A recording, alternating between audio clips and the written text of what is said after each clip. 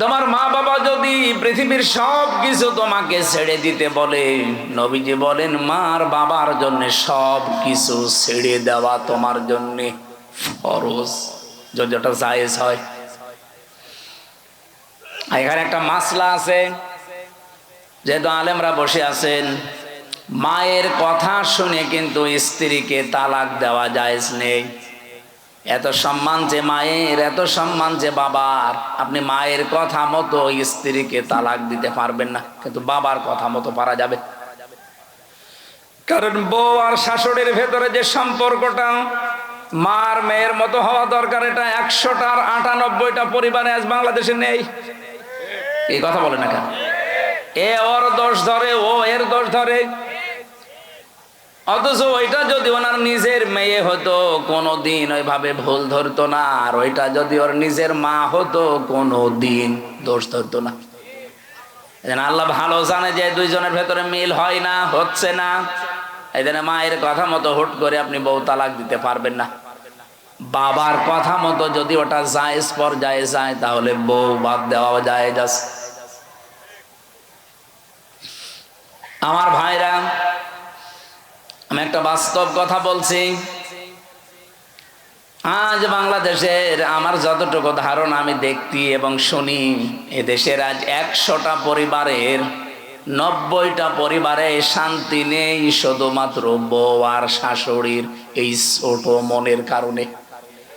আমরা আহ্বান জানাবো, মেয়েরা যারা এসেছেন, আপনাদের মনটা আপনারা উদার করবেন। কয়দিন থাকবেন এই দুনিয়াতে? এই ছোট্ট দুনিয়ার ফেরেবে পড়ে যদি বিশাল আখেরাত আপনি পরিবারেই নষ্ট করে ফেলেন, আপনার মতো কি বলবো আহাম্মক আর কেউ নেই। প্রত্যেককে আহ্বান জানাচ্ছি, নিজের মায়ের মতো মনে করে চলেন। নিজের মাও তো কত দোষ করে, ভুল করে, আপনি সবই সহ্য করে নেন, মাফ করে দেন। নিজের মেয়েও তো কত ভুল করে, না জানলে শিখিয়ে দেন। শাশুড়িগুলো যদি এই পর্যায়ে তৈরি হয়, আর পুত্রবধূগুলো যদি মেয়ের মতো তৈরি হয়, বাংলাদেশের পরিবারে স্বামীদের হার্টের রোগ হবে না। বিয়ে করেনি তো হাসতেছে, বিয়ে করলে টের পেত। বিয়ে যারা করে না, ওরা এই ঔষধ এখনো পায়নি। আমি তো যতটুকু দেখছি, হাজারো পরিবারে আজ আমরা পুরুষ মানুষ যারা হার্টের রোগী, এই বউ আর শাশুড়ির এই ছোট মনের কারণে। এই এলাকায় মনে হয় এরকম মহিলা নেই? সম্মানিত মা বোনেরা, শুধু নামাজ পড়া, রোজা রাখার, কালো বোরকা পরা ইবাদত না, শাশুড়ির সাথে মায়ের মতো আচরণ করা ইবাদত।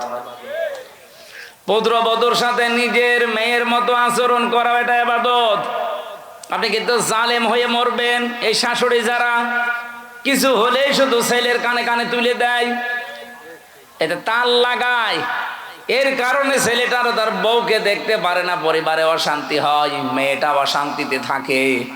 এই শাশুড়ি এরকম মন যাদের আছে, এরকম আচরণ যারা করেন, আপনি কিন্তু জালেম হয়ে মরবেন।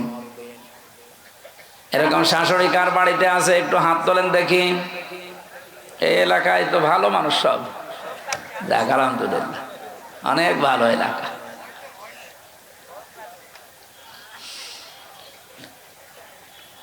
আমি কোরআনে কারিমের এই যে ব্যাখ্যামূলক আয়াতগুলো যখন পড়ি, আমার মনে হয় আল্লাহ তুমি কি বললে আর আমাদের পরিবারে কি চলছে।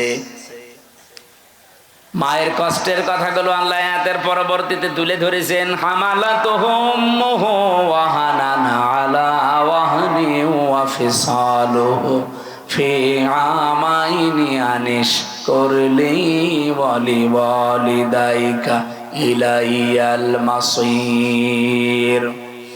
আল্লাহ বলেন, এত কষ্ট করে মা তোমাকে পেটে বহন করে। আমি এই হামালাতুহু উম্মুহু ওয়াহানানের ব্যাখ্যা পড়েছি। একটা মা পৃথিবীর জমিনে একটা সন্তানকে ডেলিভারি দেওয়ার সময় 57 ইউনিট কষ্ট সহ্য করে। বিজ্ঞানী আয়াতের ব্যাখ্যা করতে গিয়ে জানিয়েছে, এই পৃথিবীর যত শক্তিশালী মানুষ হোক, এমনকি যদি ডোনাল্ড ট্রাম্প হয়, ও সর্বোচ্চ 47 না 45 ইউনিট কষ্ট সহ্য করতে পারবে। 45 ইউনিটের বেশি কষ্ট দিলে ডোনাল্ড ট্রাম্প মরে যাবে। কিন্তু একটা মা আপনাকে আমাকে পৃথিবীর এই মুখ দেখাতে গিয়ে ডেলিভারির সময় 57 ইউনিট কষ্ট সহ্য অলরেডি করেছে। এই কষ্ট সহ্য করার সময় সে সিদ্ধান্ত নিয়ে ফেলেছিল যে এই পৃথিবীতে যদি এই আমির হামজা, এ গোলাম রব্বানি, এ আকরাম এ সুন্দরভাবে খালাস হয়ে যায় তাহলে জীবনে আর স্বামীর কাছে যাব না। কিন্তু আমির হামজা যখন দুনিয়ায় আসে, আকরাম যখন দুনিয়ায় এসে যায়, আকরামের হামজার চেহারা দেখার পরে এই যে কষ্টটা 10 মাস 10 দিনের ডেলিভারির, আল্লাহ বলেন সব আমি মুছে ফেলে দেই। আমরা যারা সন্তান আছি আমাদেরকে যেহেতু পরিচয় আল্লাহ করিয়ে দিচ্ছেন মা আর বাবার সাথে, এই পৃথিবীতে আমরা জানি আল্লাহ পাক বাদে কারো আইন মানা জায়েজ। ওয়াকাদা রাব্বুকা আল্লা তা'বুদু ইল্লা ইয়্যাহু ওয়া বিল ওয়ালিদাইনি ইহসানা। আল্লাহর আইন মানা কি? সবাই বলেন। আর মা বাবার আইন মানা না ফরজ না। মা বাবার আইন মানা ফরজ না। ওয়া বিল ওয়ালিদাইনি ইহসানা, মা বাবার সেবা করা ফরজ। আর যার মা বাবা তার সেবা করা ফরজ। কথা বোঝা গেছে? যার মা বাবা, সে নারী হোক আর পুরুষ হোক, তার সেবা করা ফরজ। অন্য কেউ যদি না করে তার গুনাহ হবে না, হ্যাঁ সে যদি দায়িত্ব পালন করে তাহলে তার সওয়াব হবে।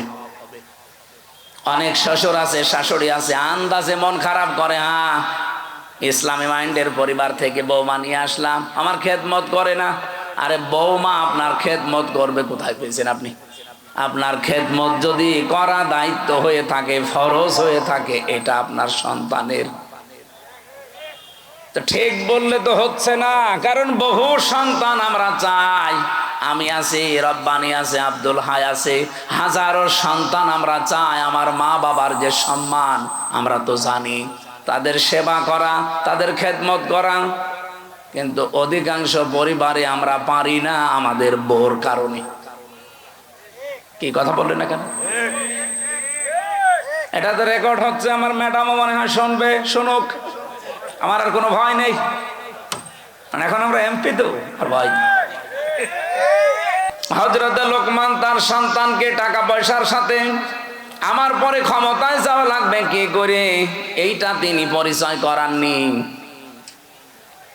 হযরত লোকমান তার সন্তানকে পরিচয় করিয়েছিলেন কার সাথে? আরো জোরে বলেন। রব্বুল আলামিন এই উপদেশ বাণীতে, এই ওসিয়তে এত খুশি হয়েছেন, এই ওয়াজটা শোনার পর রব্বুল আলামিন এবার শুধুমাত্র হযরতে লোকমানের ছেলেকে না, কিয়ামত পর্যন্ত যত সন্তান দুনিয়ায় আসবে সব সন্তানের জন্য আল্লাহ নিজে এবার ওসিয়ত করলেন, ওয়াসাইনাল ইনসানা বিওয়ালিদাইহি হামালাতুহু উম্মুহু ওয়াহনান আলা ওয়াহান। তাম পৃথিবীর সব মানুষকে, এ মানুষ বলতে শুধু মুসলমান না, হে লোকমান তুমি তো সন্তানকে টাকা পয়সা কিভাবে কামাই করা লাগবে, কিভাবে ক্ষমতা দখল করা লাগবে, প্রভাব প্রতিপত্তি এলাকায় অর্জন করা লাগবে, এ পরিচয় করাওনি। তুমি পরিচয় করালে আল্লাহর সাথে, আমি আল্লাহ এখন দায়িত্ব নিয়ে তোমার সাথে তোমার সন্তানের পরিচয় করিয়ে দিলাম। শুধুমাত্র তোমাকে না, ওয়াসাইনাল ইনসানা আছে। ইনসান মানে শুধু মুসলমান না, ইনসান মানে মানুষ। বলেন তো হিন্দু কি মানুষ না? আরো জোরে বলুন। এলাকায় যদি কোনো অন্য ধর্মের ভাইরা বোনেরা থাকেন, কোরআনে কারীম আপনাকে ইঙ্গিত দিয়েছে যে পৃথিবীর সব মানুষের প্রতি আল্লাহর ওসিয়তে, ওসিয়ত মানে কিন্তু জোরালো ভাবে বলা, গুরুত্ব দিয়ে জোর দিয়ে বলা।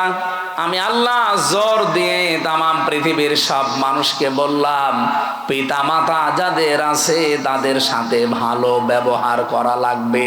এ ঘোষণা কার? আরো জোরে বলেন। কোরআনে কারিমে যেখানে মা বাবার কথা আমি পেয়েছি, সেই জায়গায় দেখেছি কোন জায়গায় 3টা, কোন জায়গায় 5টা, কোন জায়গায় 7টা, খালি ব্যাখ্যা দিয়েছেন আল্লাহ। অন্যান্য কত মানুষের নাম তো কোরআনে আছে, কই এত ব্যাখ্যা তো আল্লাহ দেননি। এত বেশি ব্যাখ্যা আমার বাবার নামে আল্লাহ নিজে দিয়েছেন। রব্বুল আলামিন ব্যাখ্যা দিতে দিতে এমন সুন্দর সুন্দর শব্দগুলো চয়ন করলেন কোরআনে। আখফিদ লাহুমা জানাহাদ-দুল্লি মিনার রাহমা ওয়াকুর রাব্বিরহামহুমা কামা রাব্বায়ানি সাগীরা। বলেন আল্লাহু আকবার। আল্লাহ বলেন আখফিজ। আখফিজ শব্দের শাব্দিক অর্থ হচ্ছে ডাউন করা, এরপরে ফল করে দেওয়া। শুধু ডাউন করার নাম আখফিজ না, ডাউন করার পরে ফল করে দাও। জানাহাদ-দুল্লি, জানাহুন মানে ডানা, জিল্লুন মানে নম্রতা বা ছায়া, দুইটা অর্থই হয়। তোমার যে ছায়া আছে ডানার, এটা শুধুমাত্র ডাউন করবা না, ফল করে দিবা। আমি আয়াতটা পড়ার পর একবার চিন্তা করেছিলাম, আল্লাহ পাক কেন ডানার কথা দিলেন? কোন মানুষের তো দুনিয়ায় ডানা হয় না, ডানা হয় পাখির। কার? আমাদের কি ডানা আছে? না, আমাদের আছে হাত। আল্লাহ তাহলে ইয়াদুন দিতে পারতেন, ইয়াদুন না দিয়ে, অদুদা না দিয়ে আল্লাহ জানাহুন দিয়েছেন। এটা ধার করে নিয়ে এসেছেন পাখির কাছ থেকে। পাখির কাছ থেকে ডানা ধার করে আল্লাহ আমাদেরকে লাগিয়ে উদাহরণ দিলেন কেন? ডানা তো পৃথিবীতে আরো অন্যান্য জিনিসের আছে, হেলিকপ্টারের ডানা আছে, এরোপ্লেনের ডানা আছে, না নেই? তো সেই ডানা আল্লাহ তো নেননি, নিয়েছেন পাখির কাছ থেকে। আপনি হেলিকপ্টার, এরোপ্লেনের যে ডানা, এটা শুধুমাত্র ডাউন হয়, ফল হয় না। ফল হলে উড়বে না। এমনকি এর ভেতরে মোলায়েম কিছু নেই, সব শক্ত মজবুত। আর পাখির যে ডানা, এর ভেতরে পর আছে, পালক, এত সফট, এত কোমল, এত নরম। এই একটার সাথে একটা যখন লেগে যায়, পাখি যখন তার বাচ্চাদেরকে এই ডানার নিচে এই একটার সাথে আর একটা পর লাগিয়ে দেয়, তখন বাচ্চাগুলো এই ডানার নিচে একটা কিচির মিচির আওয়াজ দেয়।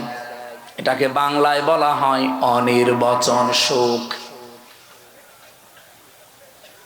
তার মানে বাচ্চাগুলো মাকে বসাতে চায়, মা তুমি যেভাবে আমাদেরকে আগলিয়ে রেখেছো, তোমার ডানাগুলো শুধুমাত্র ডাউন করনি, ডাউন করার পরে ফল করে দিয়েছো। এই জন্য আমরা এমন নিরাপদে আছি যে আমাদেরকে আর অন্তত কোনো শত্রু দেখতে পাচ্ছে না, আমাদের ক্ষতি হওয়ার আর কোনো সম্ভাবনা নেই। আল্লাহ পাক বলেন, পৃথিবীর সন্তানেরা, মার বাবা তোমার জীবদ্দশায় যেন এইটা মনে করে যে আমার সাইফুল্লাহ থাকতে আমার আর কোনো চিন্তা নেই। আমার মনে হয় এরকম কথা মনে করার মতো সন্তান বা বাবা মা অনেক কম। অধিকাংশ পরিবারের সন্তান থাকা এটা আরো ঝামেলা। গতকালকে একটা ভিডিও দেখছিলাম, একটা সন্তানকে তার মা বাবা সম্পদ দিয়ে যায়নি, এই জন্যে বাবার কবর ভেঙে দিচ্ছে। এটা দেখেননি? গাইবান্ধা এক সাহাবী এসে বলেছিল, হে রাসূল, আমার বাবা আমাকে কিছু দেয়নি, আমি কি করব? বিশ্ব ছেলেটাই যে মা বাবার কবর ভেঙে দিচ্ছে। টাকা পয়সা হয়তো জমি জায়গা তাকে দেয়নি, ও বুঝে করুক না বুঝে করুক, আমি শুধু ওর একা দোষ দেইনি, এই দোষটা ওর বাবারও আছে। কারণ যেই শিক্ষাটা দিলে সন্তানে আচরণ করবে না, সেই শিক্ষা ওর বাবা ওকে দেয়নি। যেই শিক্ষা দিলে আল্লাহর পরে মার বাবার স্থান এটা জানা যায়, ওই রকম শিক্ষাগুলোই মনে হয় আপনাদের এলাকায় বিভিন্ন জায়গায়। সাইফুল্লাহ ভাই বলছিলেন প্রায় 17টা কয়টা বক্তব্য চালু আছে, 11টা 13টা। এইরকম সন্তানগুলো যে সমস্ত এলাকায় আছে, আমি চাই তারাও যেন অন্তত এটা মেনে নিতে পারে। আমরা অধিকাংশ মানুষ আজ হার্টের রোগী হয়ে যাচ্ছি, হার্ট অ্যাটাক করে মানুষ মরতেছে। মির্জা আব্বাস এখন আছে, কি হবে আল্লাহ জানে, মরে যেন না যায়। অন্তত জীবনের একটা আশা যে মাননীয় স্পিকার এ কথা বলবে। এখন তো সিঙ্গাপুরে যে অবস্থা, যদি মরে যায় ওখানে তো আবার সে পাটোয়ারি চলে আসতে পারে।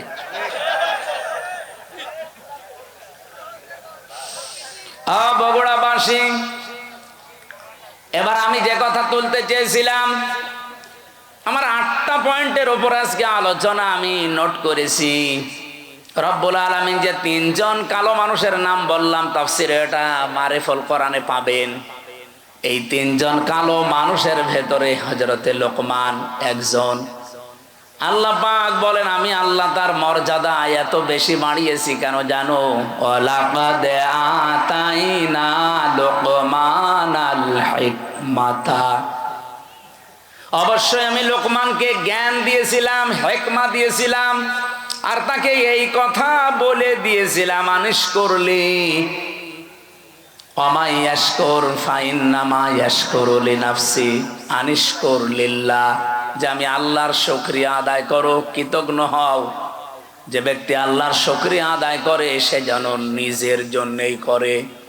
ওমান কাফারা ফাইন্নাল্লাহা গনিয়্যুন হামিদ, কোন মানুষ যদি পৃথিবীতে আল্লাহর শুকরিয়া আদায় না করে, কুফরি করে, অকৃতজ্ঞ হয়ে যায়, সে যেন মনে রাখে আমার আল্লাহ মুকাফেক্ষিহীন, প্রশংসিত। এটা আমরা তেলাওয়াত কি আয়াতের বাংলা অর্থ ছিল। এবার আমি যে আয়াত থেকে যা পেয়েছি এগুলো ডেলিভারি দিতে চাই, নাকি চলে যাবেন? থাকবেন তো ইনশাআল্লাহ? হযরতে লোকমান বলেন, ইন্নী খাদামতু, অবশ্যই আমি খেদমত করেছি, আলাফ আরবাআতা আলাফিম মিনাল আম্বিয়া, এই পৃথিবীতে 4000 নবীর খেদমত আমি করেছি। কত? খুব ভালো করে শুনবেন, 4000 নবীর আমি খেদমত করেছি। হাসালতু মিনহুম, তাদের কাছে আমি হাসিল করেছি, পেয়েছি এই 4000 নবীর খেদমত করতে গিয়ে সামানিয়াতা আশিয়া, 8টা জিনিস আমি তাদের কাছে পেয়েছি। তাহলে আজকের যে ওয়াজটা, এটা 1টা 2টা 3টা নবীর না, 4000 নবীর খেদমত করে তাদের কাছে হাসিল করা জিনিস। হযরত লোকমান বলেন, আমি 4000 নবীর খেদমত করেছি, তাদের কাছে যা যা পেয়েছি তার মধ্যে 8টা জিনিস আমার কাছে অন্যতম। এই 8টা জিনিস আমি চাই পৃথিবী যতদিন থাকবে মানুষেরা এই 8টা জিনিস যেন অর্জন করে। বলেন সুবহানাল্লাহ। আমি আপনাদেরকে, আমি সহ প্রত্যেকে যেন অর্জন করতে পারি।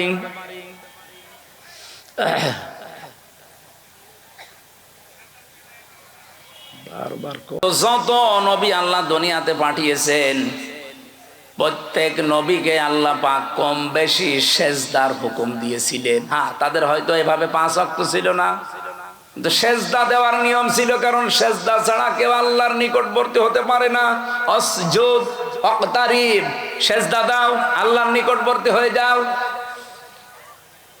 আদম আলাইহিস সালাম তাওবা করার মাধ্যমে উনি যে ফজরের 2 রাকাত নামাজ স্বামী আর স্ত্রী মিলে আরাফাতের ময়দানে পড়েছিলেন, আমরা তাফসিরের কিতাব থেকে, হাদিস থেকে যেটা পেয়েছি, রব্বুল আলামিন আদমের প্রতি 350 বছর পরে এত খুশি হয়েছিলেন এই 2 রাকাত নামাজের সেজদায়। কিয়ামত পর্যন্ত উম্মতে মুহাম্মদী যারা আসবে তাদেরকে আল্লাহ এই 2 রাকাত নামাজ ফরজ করে দিয়েছেন। ওই দিন হযরত আদম আলাইহিস সালাম যে দোয়া করেছিলেন, এই দোয়াটা আল্লাহর কাছে এত বেশি পছন্দনীয়, এত বেশি ভালো লেগেছে, আল্লাহ ডাক দিয়ে বলেছিলেন, আদম, কিয়ামত পর্যন্ত তোমার সন্তানাদি যারা আসবে তারাও যদি কোনো ভুল করে, অপরাধ করে, এই দোয়াটা পড়ে আমি আল্লাহ তোমার মতো সন্তানদেরকেও মাফ করে দেব। আদমের সন্তান আমরা যারা জবান খুলে পড়েন, রব্বানা যালামনা আনফুসানা ওয়া ইল্লাম তাগফির লানা ওয়া তারহামনা লানাকুনান্না মিনাল খাসিরিন। ফজরের নামাজের যে 2 রাকাত, এটা আদম আলাইহিস সালাম থেকে পাওয়া। জোহরের নামাজের যে 4 রাকাত হযরত ইব্রাহিম আলাইহিস সালাম থেকে পাওয়া। আসরের নামাজের যে 4 রাকাত হযরত উসাইর আলাইহিস সালাম থেকে পাওয়া। মাগরিবের নামাজ যে 3 রাকাত হযরতে আইয়ুব আলাইহিস সালাম থেকে পাওয়া, এশার নামাজ যে 4 রাকাত, এটা হযরতে আয়েশার কারণে স্পেশাল ভাবে আল্লাহ মুহাম্মদুর রাসূলুল্লাহকে দিয়েছেন। রব্বুল আলামিন বলেন হযরতে লোকমান, তাকে আমি আল্লাহ জ্ঞান দিয়েছিলাম, হিকমা দান করেছিলাম। এই জ্ঞান পাওয়ার পরে তার প্রথম কাজ হয়েছে সে শুকরিয়া আদায় করেছে আল্লাহর। তাহলে এখান থেকে কয়েকটা শিক্ষা পাওয়া যায়। জ্ঞান যারা পাবে, জ্ঞানী তো আল্লাহর দৃষ্টিতে তারা যারা আল্লাহর কাছে নত হবে, নম্র হবে, শুকরিয়া আদায় করবে আল্লাহর নিয়ামতগুলোর। তা আমাদের আচরণটা পুরা উল্টা। একটা ভিডিও দেখছিলাম আজকে আসার সময়, নৌকা নিয়ে পার হয়ে যাচ্ছে একজন, 2 জন শিক্ষিত মানুষ। মাঝিকে নৌকা যখন একেবারে নদীর মাঝে, অনেক সুন্দর সুন্দর কথা শোনাচ্ছে মাঝি। তুমি আমাদের বাবা, তুমি আমাদের দাদা, বাবা দাদা খালু যা বলার সব বলছে, যে শুধুমাত্র নদীটা আস্তে আস্তে পার করো। এ কথাগুলো শুনতে শুনতে বেশ নদীটা পার করে যে ডাঙ্গায় তুলে দিয়েছে, ডাঙ্গায় নামার পরে এমন গালিগালাজ আরম্ভ করেছে। আমার এই উদাহরণটা ভিডিওতে দেখার পরে মনে হচ্ছিল বাংলাদেশে আজ অনেকেই এই আচরণ করছে। 18 মাসেও যাদের আচরণ ছিল একরকম, দেখেন 18 মাস পরে নির্বাচিত হয়েই তাদের আচরণ ঠিক ওই 2 ভদ্রলোকের মতো হয়ে গেছে। এতদিন যাদেরকে বাপ বলতো, দাদা বলতো, খালু বলতো, এখন তাদেরকে শালা বলছে। এমনকি বৈধ জিনিস পর্যন্ত তারা মানতে চাচ্ছে না। তার মানে ক্ষমতায় না থাকলে মানুষ যতটুকু নম্র হয়, ভদ্র হয়, কৃতজ্ঞতা আদায় করে, ক্ষমতা পেয়ে অনেক মানুষ অহংকারী হয়ে যায়। হযরত লোকমান এইটা হননি। অনেক জ্ঞান পাওয়ার পর, এটা যেটা আল্লাহর একটা নিয়ামত, এই পৃথিবীর শ্রেষ্ঠ নিয়ামতের ভেতরে, এটা পাওয়ার পরে তিনি শুকরিয়া আদায় করেছিলেন, কৃতজ্ঞতা আদায় করেছিলেন, কৃতজ্ঞ হয়েছিলেন আল্লাহর কাছে। রব্বুল আলামিন বলেন ওয়ালাকাদ আতাইনা দাউদা ওয়া সুলাইমানা ইলমা, অবশ্যই আমি দাউদ আর সুলাইমানকে জ্ঞান দিয়েছিলাম। আকাল আলহামদুলিল্লাহিল্লাযী ফাদ্দালানা আলা কাসীরিম মিন ইবাদিহিল মুমিনিন। তারা 2 জনেই এই জ্ঞান পেয়ে কি করেছিল জানো? আকাল আলহামদুলিল্লাহিল্লাযী ফাদ্দালানা। তারা 2 জনের শুকরিয়া আদায় করেছে ওই আল্লাহর। ওনারা বলছে ওই আল্লাহর শুকরিয়া আদায় করছি আমরা, যিনি আমাদেরকে জ্ঞান দিয়েছেন, আমাদের মর্যাদা দিয়েছেন।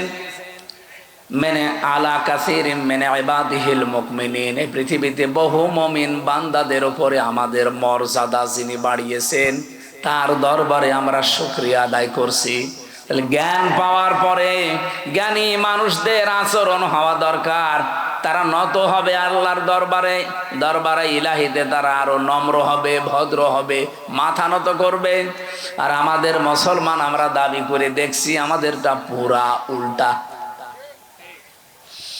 লোকমান আলাইহিস সালাম 4000 নবীদের কাছে যেই কথাগুলো শিক্ষা পেয়েছিলেন, তার 1 নম্বরে বলেন যে সেজদা দেওয়া লাগবে, জীবনে নামাজ, এটা যেন কেউ না ছাড়েন।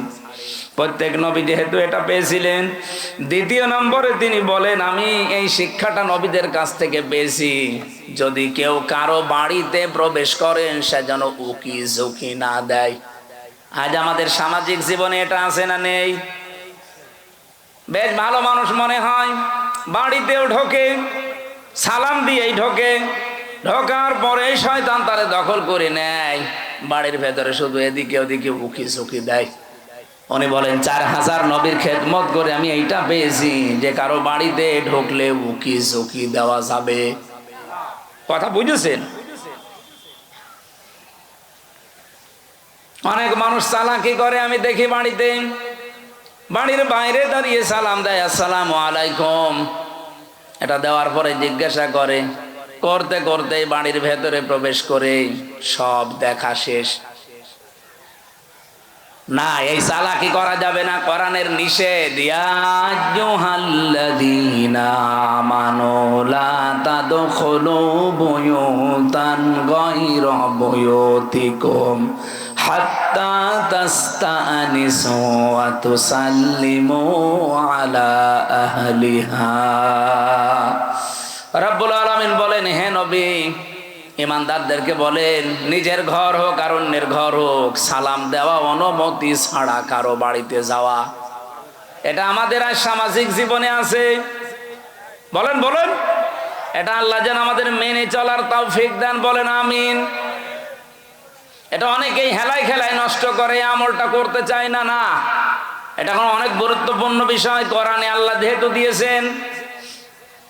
বহু মানুষ এই ছোট্ট আমলটার ভেতরে, এরপরে আমি কিছু আয়াতের ব্যাখ্যা পড়ে তাফসিরে দেখেছি, আজ যারা নিজেদের স্ত্রীকে প্রথম 1 বছর 1.5 বছর 2 বছর ভালো লাগে, কিন্তু এরপরেই দেখি সংসার আর টেকে না, নিজের বউর চাইতে অন্যের বউ দেখলেই কেমন যেন ভালো লাগে। এরকম মানুষ দেশে নেই? আপনি আছেন এরকম? এই রোগ দেশে আছে না নেই বলেন তো? প্রথম কিন্তু ভালোই লাগে। কালকেও একটা বিচার এসেছিল আমার কাছে, প্রায় রাত 10:30 পর্যন্ত এটার বিচার আমি করেছি। একজন মাওলানা, আমি নাম নিলাম না, উনি এসে ওনার স্ত্রী সহ 2 জনই এসেছে। স্ত্রীর অভিযোগ হচ্ছে যে এমপি সাহেব, এ স্বামী আমারে প্রথম বিয়ের 3 মাস 4 মাস 6 মাস 1 বছর খুব ভালোবেসেছে, কিন্তু এখন যেন আমার দিকে ওর আর মন নেই। মাওলানা আমারে আস্তে করে বলছে যে, হ্যাঁ আসলে তো কথা একেবারে মিথ্যা না, প্রথম ভালোই লাগতো, কিন্তু এখন আমার অন্যের বউ দেখলেই ভালো লাগে, আমারটা আর ভালো লাগে না। বললাম এটা একটা রোগ, এ রোগের ঔষধ আছে না নেই? বলেন বলেন। কুল লিল মুমিনিনা ইয়াগুদ্দু মিন আবসারিহিম ওয়া ইয়াহফাযু ফুরুজাহুম যালিকা আযকা লাহুম ইলা আখিরি আয়াত। হে নবী, মুমিন পুরুষদেরকে বলেন তারা যদি এই 2টা ঔষধ খেতে পারে, 1 নম্বরে আপনি চক্ষুকে নিম্নগামী করবেন, 2 নম্বরে লজ্জা স্থানের হেফাজত করবেন। হ্যাঁ, বহু ডাক আসবে, বহু ষড়যন্ত্র চক্রান্ত শয়তান বিছিয়ে রাখবে। এই 2টা ঔষধ যদি কেউ মাত্র 1টা মাস একটু পালন করতে পারেন, আল্লাহর কসম আমি এই আয়াতের বিশ্বাস নিয়ে বলছি, আপনার নিজের বউ ভালো লাগবে, অন্যের বউ তখন আপনার কাছে খারাপ লাগবে। আপনি 1টা মাস একটু করে দেখেন, চক্ষুকে নিম্নগামী করবেন, যেটা দেখা যায় না ওইটা দেখবেন না, আর নিজের লজ্জা স্থানটা একটু বাঁচিয়ে রাখেন। 1 মাস 6 মাস 1 বছর না, 1 মাস যদি এভাবে একটু কন্টিনিউয়াস করা যায়, আল্লাহর সাহায্য আসবে। তখন আর এই হাজারো পরিবারে যে সংসার আজ ভেঙে যাচ্ছে, এইটাও বন্ধ হবে। এখানে যারা এরকম রোগী আমরা আছি, আমরা যেন রোগ মুক্ত হতে পারি, আল্লাহ তৌফিক দেন, বলেন আমিন। সত্যি করে বলেন তো, এরকম রোগ আছে কার? কোন এলাকায় ওয়াজ করতে আসলাম গো? এত সব আল্লাহর ওলি। এরকম কোন রোগ তো এলাকায় নেই। এটা শুধু পুরুষের ক্ষেত্রে না, মেয়েদের ক্ষেত্রেও আজ হাজারো পরিবারে খালি ডিভোর্স আর ডিভোর্স চলছে, এই একটা মাত্র কারণে। নিজের চোখের হেফাজত নেই, 2 নম্বর লজ্জা স্থানের হেফাজত করে না। স্বামী বাড়ি না থাকলে বহু মহিলা আছে আল্লাহকেও ভুলে যায়, স্বামীকেও ভুলে যায়। এই 2টা জিনিসের গ্যারান্টি একটু নেন। আমি আশা করছি আপনাদের আমাদের যেসব রোগটা আছে, এই রোগকে আল্লাহ পুরাপুরি নিরাময় করে দেবেন, বলেন আমিন।